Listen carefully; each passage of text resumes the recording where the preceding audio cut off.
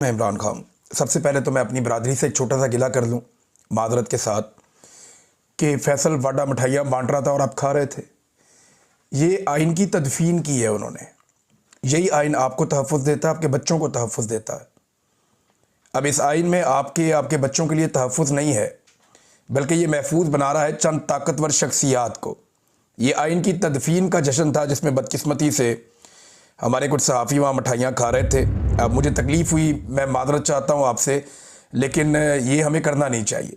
ना हमें ये ज़ेब देता है कि वहाँ वो जश्न मना रहे हैं कि आइन को आज हमने दफन कर दिया, ख़त्म कर दिया, अदलिया को यरगमाल बना दिया।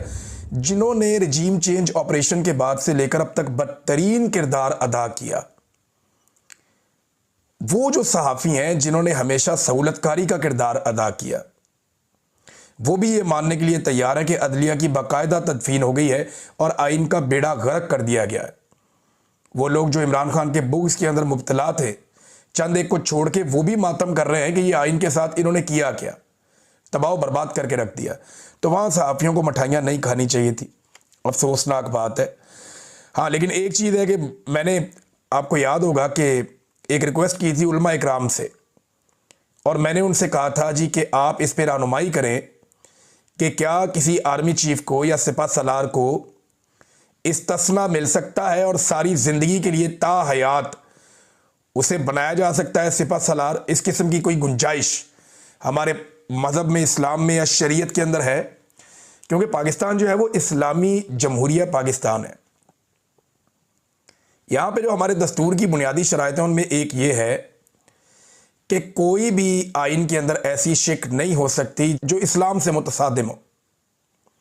इस्लाम की जो बुनियादी तालीमात और बुनियादी रूह है उससे मुतसादिम कोई भी आइनी तरमीम नहीं हो सकती।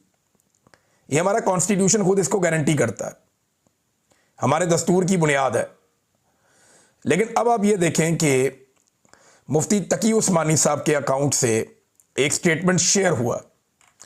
वो स्टेटमेंट क्या कह रहा है, ज़रा ये आप गौर से सुनिए, आपको आइडिया हो जाएगा। मुफ्ती तकी उस्मानी साहब पाकिस्तान के सबसे बड़े आलिम दीन कहलाए जाते हैं।